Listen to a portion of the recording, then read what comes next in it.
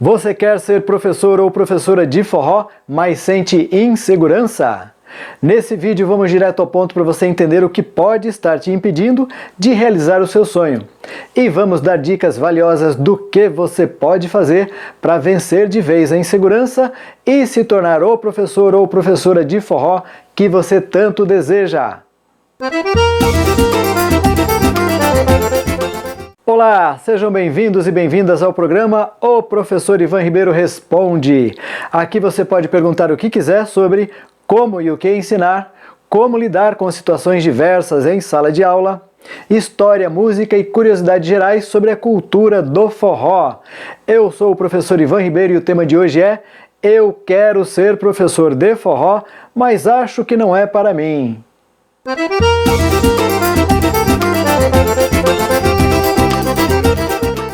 Vamos começar pontuando o principal motivo dos professores iniciantes e aspirantes terem dificuldades quando começam a tentar ensinar. Para tanto, eu vou responder a pergunta da Helenice Lucena de São Paulo, que é a seguinte: por que alguns professores sabem dançar muito bem, mas têm dificuldades para ensinar? Não tem boa didática? Será que é só uma questão de timidez inicial? O que podem fazer para se tornar excelentes professores? É muito simples, Helenice. A maioria dos professores e professoras teve pouca ou nenhuma instrução sobre o que é ser professor. Vamos pensar juntos? Como é que a maioria das pessoas começa a ensinar? Em geral, as pessoas entram em uma escola como alunos bolsistas. Sim, porque é conveniente para eles, para a escola, para aquele grupo de forró. É conveniente que a pessoa entre como aluno bolsista. Para ela, porque vai pagar um valor menor, ou às vezes nem vai pagar. E para a escola, porque, entre aspas, vai ter uma pessoa para ajudar, para auxiliar no que for preciso. Muito bem, essa pessoa começa a aprender, começa o seu desenvolvimento, o seu aprendizado, porém, este aprendizado é focado na dança pessoal, ou seja, a pessoa está aprendendo para ela mesma e não para ensinar. Ocorre que depois de um tempo, alguns meses, um ano, 2 ou 3, no máximo, num belo dia, num baile, num forró, a pessoa recebe um elogio. Nossa, você dança tão bem, você já é professor ou professora? A pessoa não é, nunca foi, está aprendendo para ela, mas bate aquele pensamento, aquele sentimento, nossa, que legal, já acham que eu sou professor, professora, talvez eu seja mesmo. Porém, falta aí a reflexão. Puxa vida, eu danço muito bem, será que eu gostaria? Será que eu quero? Será que eu tenho esse desejo de ser professor? Então, deixa eu estudar para ser professor ou professora. Isso, em geral, não acontece. E no grupo de forró do qual ela participa, ou na escola em que ela estuda, às vezes também pinta a oportunidade de uma forma inadequada. O professor titular da aula faltou e quem o dono da escola, de forma, na minha opinião, inadequada, chama para substituir. E chama por quê? Porque os alunos já estão ali, o professor não avisou ou teve um imprevisto em cima da hora, os alunos estão ali, pagaram a mensalidade, a escola não quer lidar com o fato de ter que devolver a mensalidade e chama quem para ministrar aquela aula? Para tapar o buraco. O bolsista mais avançado, em tese, é aquele que dança melhor. Notem, aquele que dança melhor, não aquele que ensina melhor. Isso, na minha opinião, é um erro por parte da escola, por parte do grupo, que está colocando o aluno bolsista nessa saia justa, e é um erro da parte dele, dela, aceitar também esta situação. Enfim, a pessoa está ali, ministra a aula, no final recebe 1 ou 2 elogios, muito mais de pessoas generosas que querem estimular que a pessoa continue se desenvolvendo, mas ela recebe aquilo muitas vezes como, nossa, me elogiaram, eu nem sou professor, foi só a minha primeira aula e já recebi elogios. Turma, elogios são ótimos e quando nós recebemos elogios, isso mostra que em alguma coisa a gente está acertando. Mas é sempre bom pedir os feedbacks construtivos, porque são eles que de verdade vão nos mostrar aquilo que a gente realmente precisa aprender, precisa melhorar para evoluir. Em resumo, as pessoas recebem instrução, orientação, formação de dançarinos e, de repente, só por conta desta formação, acabam indo para o caminho da docência. muito mais por acidente ou por necessidade do grupo, da escola e da pessoa também. Pois bem, não é a maioria que entra a fim de ser professor. Entra porque é conveniente entrar nessa condição, como eu disse lá no começo da fala. Mas no meio do caminho se encantam com a possibilidade de se tornarem professores também, porque se sentem encantados com os próprios resultados, com os próprios benefícios e vendo os benefícios que as pessoas estão recebendo através do ensino do forró, da aprendizagem do forró, se sentem encantadas com esse processo todo e aí começam a despertar o desejo de se tornarem professores, professoras. É exatamente nesse momento em que bate aquela vontade de começar a ensinar, desejo de ser professor ou professora, que devemos começar a desenvolver as habilidades docentes também. Eu tenho um segredo a confessar para vocês. Eu comecei a aprender forró em abril de 1996, apesar da minha idade ainda muito jovem. E 5 meses depois, eu disse 5 meses depois, eu estava iniciando a minha primeira turma no Remeleixo Brasil, uma casa tradicional de forró em São Paulo. Por que eu comecei tão cedo, apenas 5 meses depois da minha primeira aula de forró, a ensinar forró? É porque eu sabia dançar? Óbvio que não, turma. Eu tinha muito pouco conhecimento. Eu sabia literalmente 4 bases: passo básico lateral, passo básico à frente e atrás, abertura e base de trocas, e 9 giros. Era todo o meu repertório. Mas por que eu me atrevi a começar a ensinar tão cedo, sabendo tão pouco repertório de movimentos? Muito simples, eu já era professor, eu vim da formação de educação física, então eu já tinha a formação docente. Quando eu cheguei na dança, cedo eu descobri que havia muito bons dançarinos e poucos bons professores. Pelo fato de eu já ser professor, para mim foi fácil escolher os melhores professores no início da minha trajetória para com eles eu estudar. Mas é claro que esse pedaço da minha história não reflete a realidade da maioria. O que é preciso considerarmos é que as aulas de forró e de dança social de modo geral não estão aí postas para formar professores, mas sim para desenvolvimento da dança pessoal, individual das pessoas. Agora você sabe por que talvez a sua insegurança aconteça. Vem do fato de você estar sendo formado como dançarino e não como professor. Mas o que fazer para mudar essa realidade? Como você tem participado de suas aulas? Provavelmente como a maioria das pessoas, aprendendo apenas o seu lado do passo, o lado do condutor ou o lado do conduzido, não é mesmo? Pois bem, é assim que a gente em geral aprende. Mas se você deseja ser professor ou professora, a partir de hoje o seu olhar tem que ser ampliado, a sua postura tem que ser diferenciada, a sua atitude em sala de aula tem que mudar. Não basta você apenas observar o que os professores e professoras fazem e replicar sem refletir, sem desconstruir, sem discordar. A discordância faz parte do processo de aprendizagem e de evolução. Você não discorda para confrontar, para ser grosseiro, para ser mal educado, e nem estou dizendo para discordar confrontando os professores, não é isso. Só estou dizendo para refletir. Será que esse método, que esse caminho didático-pedagógico é o mais adequado? De onde veio esse aprendizado? De onde veio essa construção que esse professor está trazendo para mim? Gente, há muitos anos o ensino da dança vem acontecendo de forma empírica, ou seja, na base da tentativa e erro. E o que funciona para um aluno não funciona para outro, o que funciona para um grupo não funciona para outro.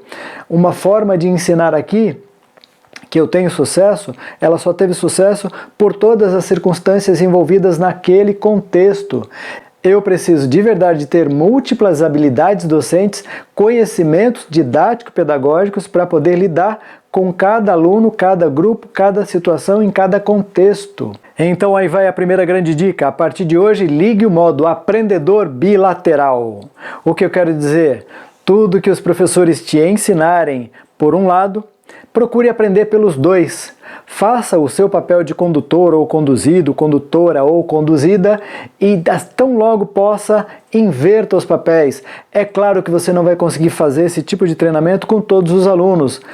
Nem todos querem, nem todos estão preparados ou estão nessa busca, mas descubra na sua aula, com o consentimento dos professores, é claro, descubra quem são aqueles alunos bolsistas ou alunos que não são bolsistas também, que gostam de aprender os dois lados do passo e pratique com eles. Vai ser fundamental para vocês.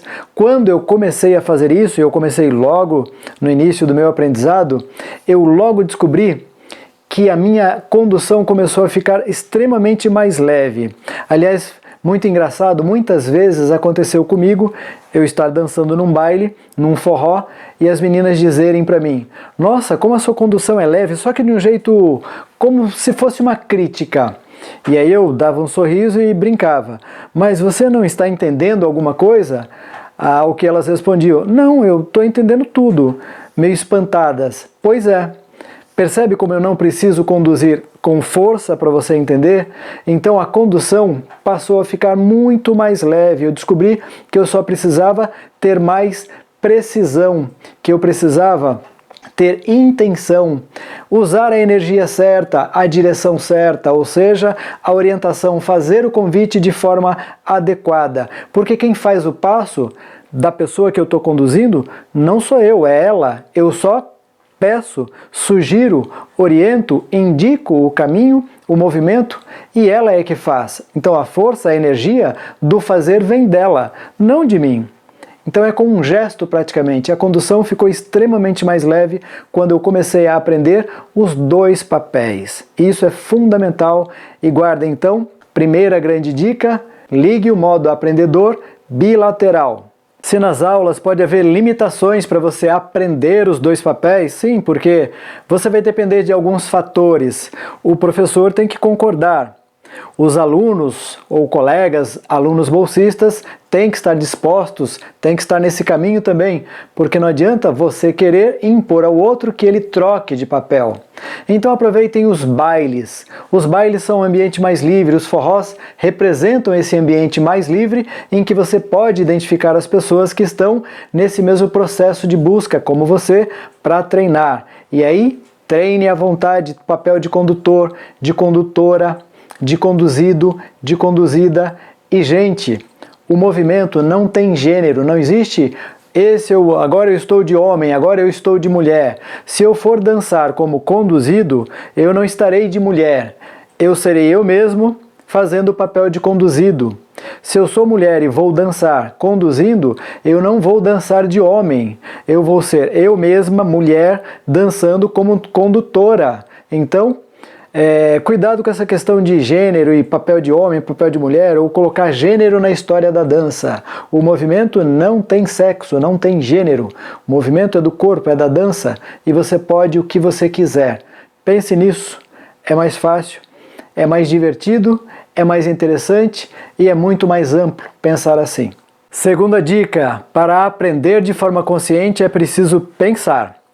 Eu acho curioso como muitos professores ainda dizem para os seus alunos: não pense, apenas sinta.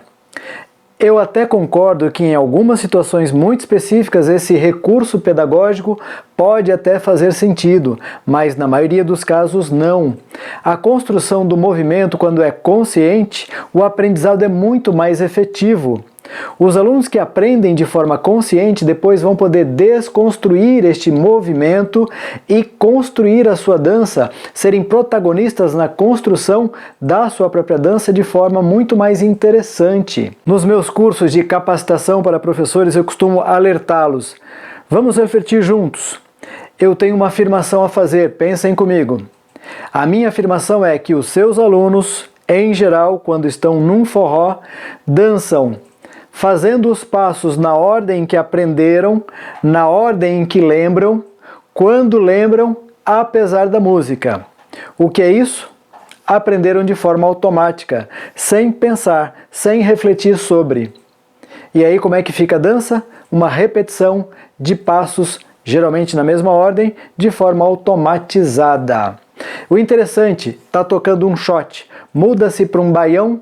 Para a maioria, apenas aumentou a velocidade da música, mas a coreografia, os passos, o improviso segue rigorosamente a mesma coisa. Terceira dica, você precisa fazer laboratório corporal. O que eu quero dizer é, não adianta pensar que para ser professor basta continuar fazendo apenas as aulas das turmas regulares como aluno, mesmo sendo aluno bolsista e tendo acesso a muito mais aulas que os alunos regulares da escola ou do grupo de forró. Laboratório corporal significa você pegar os movimentos que está aprendendo e dissecá-los, entendê-los de forma fracionada, saber combinar as frações de um movimento com frações de outros movimentos, construindo segundos, terceiras, quartas, quintas possibilidades, múltiplas possibilidades a partir de uma origem, a partir de um movimento raiz ou de um passo raiz. Esse laboratório corporal vai te dar de verdade um entendimento consciente sobre a construção do movimento. E aí sim você vai poder entender em que parte da construção desse movimento o aluno está errando. Quem só vê o movimento que começa aqui e termina nesse ponto sem entender cada pedacinho intermediário, vai ter problemas para entender quais são as dificuldades de cada aluno. Quarta dica, sejam observadores atentos. Observem como seus melhores professores ensinam, quais caminhos didático-pedagógicos eles utilizam e como estes caminhos resultam no seu próprio aprendizado e no aprendizado dos seus colegas. Como os professores lidam com as dificuldades dos alunos na sua aula. Faça perguntas aos professores, por que eles adotam tal ação, tal caminho, tal postura? Anotem as respostas. Importante, esta aproximação com seus melhores professores fará vocês conquistarem não só a simpatia deles, mas também vocês obterão dicas valiosas de como se comportarem nesse universo, nessa jornada docente. Então a observação dos melhores professores, sim, faz parte do processo de aprender a ser professor. Devemos aprender com os melhores, replicar o que eles fazem, mas nunca sem refletir sobre. Toda nova informação requer reflexão. Você não precisa concordar com tudo que lhe é dito como se fosse verdade absoluta. Lembrem-se, em geral a formação de professores tem sido de forma empírica. Eles reproduzem aquilo que aprenderam com os seus professores, que também estão reproduzindo o que aprenderam com os professores deles, mas poucos fizeram reflexões sobre cada aprendizado ao longo desse caminho. Então é preciso pensar, refletir sobre por que é assim, por que não pode ser de outro jeito. Na minha opinião, quando me perguntam por que eu ensino assim, em geral a resposta é porque a maioria dos meus alunos tem aprendido mais facilmente assim, então tem um porquê pedagógico. Nunca é porque eu quero, porque eu gosto, porque eu acho, então aí é que não é mesmo. Então o meu porquê é sempre porque a maioria dos alunos aprende mais facilmente assim.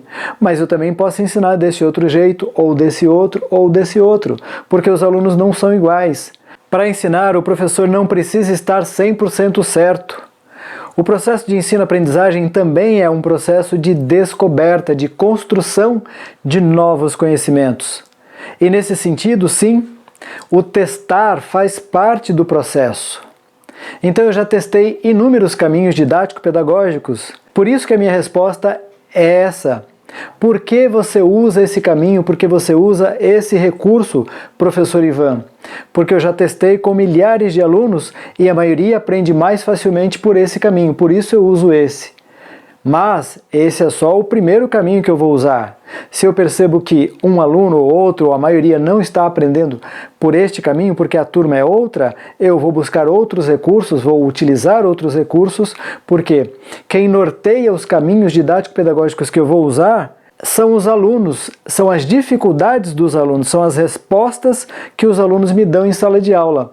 Então é um processo de descoberta e de aprendizagem constante para nós professores também. Quinta dica, estude tudo o que você puder sobre a cultura e curiosidades gerais sobre o universo do forró. Cedo você perceberá que os professores diferenciados incluem pitadas de história e curiosidades em suas aulas e que os alunos adoram conhecer mais sobre a cultura geral da dança que estão aprendendo, pois isso os conecta melhor com o aprendizado. Sexta dica, estude tudo o que puder sobre a música. O que é forró? Uma festa popular com música nordestina. E quais são os ritmos de música nordestina tocados num forró? Xote, baião, arrastapé, coco, chachado, rojão, forró, sendo estes os principais. Por favor, não seja do time que acha que forró é um ritmo só, que por acaso xote é forró lento e baião é forró rápido. Não, não é assim. Xote é um ritmo e baião é outro. São tocados de formas diferentes, têm nomes diferentes, repercutem no ouvido de forma diferente. Deveria repercutir na dança algumas diferenças, mas a maioria entende forró como um ritmo só, xote como forró lento e baião como forró rápido. Isso está errado. Tem as suas playlists de músicas. Separe por pastas, uma pasta de xotes, uma pasta de arrastapés, uma pasta de baiões, uma pasta de forrós, uma pasta de cocos, chachados e de rojão. Isso vai ser fundamental na hora de você organizar as suas aulas, na hora de você escolher de forma pedagógica as músicas que você vai tocar nas suas aulas. Nunca escolha música só pelo gosto pessoal. As músicas devem ser escolhidas, definidas para cada aula como conteúdo obrigatório para o aprendizado dos alunos, de forma pedagógica. Se eu quero que o aluno seja musical, desenvolva uma dança musical, ao mesmo tempo que ele aprende os movimentos, ele deve aprender também a desenvolver a percepção musical. Então a escolha das músicas deve seguir o mesmo critério da definição da sequência de passos. Nós não ensinamos passos de forma aleatória. Um passo simples agora, daqui a pouco um passo complexo e um passo mais complexo ainda. Existe uma sequência pedagógica de movimentos a serem ensinados. Então também deve haver uma sequência de músicas escolhidas pedagogicamente para acompanhar o aprendizado desses passos. Isso é fundamental. Sétima dica: mesmo que você ainda esteja apenas pensando em trilhar esse caminho, para experimentar e para descobrir se você realmente quer fazer isso, procure ser amigo das pessoas. Procure entender se você realmente gosta de se relacionar e de ajudar as pessoas. Procure atentar para as dificuldades dos alunos. E sempre que tiver oportunidade, sem ser entrão, mas sempre que alguém te pedir ajuda, ajude, tente ensinar alguém. Uma das melhores formas de aprender é tentando ensinar alguém. Você verá como a mágica do seu próprio aprendizado acontecerá de forma muito mais rápida quando você tentar ajudar as pessoas. E você vai descobrir, tentando ajudar um a um, se você realmente gosta de fazer isso, se esse é o caminho que você quer trilhar. Se ao perceber que você está conseguindo, que a pessoa está conseguindo aprender com a sua ajuda, e se o seu olho brilhar, se o seu coração se encher de alegria, provavelmente você estará no caminho certo. Você pode ainda não se sentir totalmente seguro ou segura para assumir uma turma regular, mas acredite, ensinar individualmente as pessoas será uma excelente prática no seu caminho, na sua iniciação docente. Se você já iniciou nessa carreira ou ainda está pensando em iniciar, faça um bom curso para capacitação, para formação de professores, com um método testado e aprovado. Você perceberá que um bom curso de formação te trará conhecimentos superiores ao da maioria dos professores que estão em atuação. Pode parecer absurdo o que eu estou te falando, mas é verdade. Lembre-se, como eu disse anteriormente, a maioria dos professores está replicando conhecimentos empíricos sobre os quais eles não refletiram se estão corretos, se são adequados. Muitos professores atribuem a dificuldade do aluno ao próprio aluno e não à metodologia dele, não à dificuldade docente dele. Nenhum aluno é difícil demais para o bom professor. O professor tem a obrigação, o dever, de encontrar um meio de ajudar a todos os alunos. E não são os alunos que se adequam ao método do professor, e sim o método do professor e o professor e suas estratégias que devem o tempo todo se adequar a cada aluno, a cada dificuldade. Eu tenho mais duas dicas que vêm de encontro a duas perguntas, contextualizando uma das principais queixas que eu escuto de professores e professoras, que é o fato dos alunos terem dificuldade para reter, para aprender os passos que são ensinados em sala de aula. Vou começar com a pergunta da Vanessa Dias de São Paulo, vou ler a pergunta dela. A Vanessa pergunta: O que eu faço para guardar os movimentos ou conteúdos aprendidos nas aulas? Como sabemos, nós alunos não anotamos e acabamos esquecendo. Pois bem, nós, professores, temos todo o interesse do mundo em que os alunos aprendam, guardem os passos, ou seja, consigam aprender e reter esses conhecimentos. Então, devemos oferecer a eles mais recursos do que só as aulas práticas, só as vivências que em geral acontecem uma vez por semana. É muito fácil os alunos esquecerem de fato. Então, ao final de cada aula, vale a pena fazer vídeos curtos dos conteúdos desenvolvidos naquela aula e até, como eu falo sempre no final das minhas aulas, das cenas dos próximos capítulos, contextualizar ali o que vem a seguir. Manter o aluno conectado com o que foi aprendido e conectá-lo com o que ele vai aprender tem duas finalidades. Primeira, que ele retenha melhor o que foi ensinado, o que começou a ser ensinado em sala de aula, e que ele se interesse por voltar na próxima aula porque ele quer aprender o assunto que está por vir. Olha que legal, então apostem nos vídeos. E a segunda pergunta é do Cleiton Gonçalves de São Paulo. Devo sair para dançar com os meus alunos com que frequência? Bom, primeiro, sempre devemos recomendar, incentivar e estimular os alunos a frequentarem os eventos dançantes do nosso grupo forrozeiro, da nossa escola, nossos bailes, e sair para dançar também. Então, se fazemos um baile uma vez por mês, seria legal sair para dançar a cada 2 meses, a cada 3 meses, fazer um evento dançante externo. Isso é fundamental porque devemos lembrar sempre que os alunos vão para a escola para socializar, para fazer amigos. E não tem nada mais poderoso do que levá-los para um restaurante de comida típica nordestina, com um trio de forró pé de serra tocando ao vivo, para a gente escutar boa música, dançar um pouquinho, mas é curioso que vocês vão reparar que muitos alunos sequer levantam para ir à pista, ficam sentados fazendo algo que eles adoram, que é comer, beber e conversar. Essas 3 atividades, comida, bebida e boa conversa, ajuda demais as pessoas a se integrarem melhor, a estreitarem mais laços afetivos, a se tornarem mais amigas e, consequentemente, mais fidelizadas nas suas aulas, na sua escola. Então apostem em saídas dançantes, apostem nos bailes. E professores, professoras, por favor, dancem com seus alunos. Muitos professores e professoras, infelizmente, acreditam que não devem dançar com os alunos porque eles estão em outro nível. Bom, provavelmente isso é mentalidade de dançarino e não de professor. Professor é aquele que está próximo do aluno, porque para entender as necessidades dos alunos eu preciso estar no mesmo nível em que eles estão, ou seja, eu preciso me colocar no meio deles, preciso entrar na mente deles de certa forma para entender quais são as necessidades deles, para eu poder ajudá-los da melhor forma possível. E professores, é claro que os alunos gostam de nos ver dançar, mas não tem nada mais marcante na vida de um aluno do que dançar com o seu professor, dançar com a sua professora. Então apostem nisso, dancem mais com os seus alunos, vocês verão que essa prática é poderosa e vai diferenciá-los muito daqueles que acham que não devem dançar com os alunos. E de todas as dicas que eu dei neste vídeo, eu quero reforçar que você precisa fazer um curso de formação para professores. Eu espero que essas dicas tenham sido úteis para que você siga em frente com o seu sonho de ensinar forró. Essa cultura rica e linda precisa de pessoas comprometidas e apaixonadas, que reconheçam que a sua vida ganhou um novo colorido porque aprenderam a dançar forró e que queiram compartilhar esses benefícios com o máximo de pessoas possível.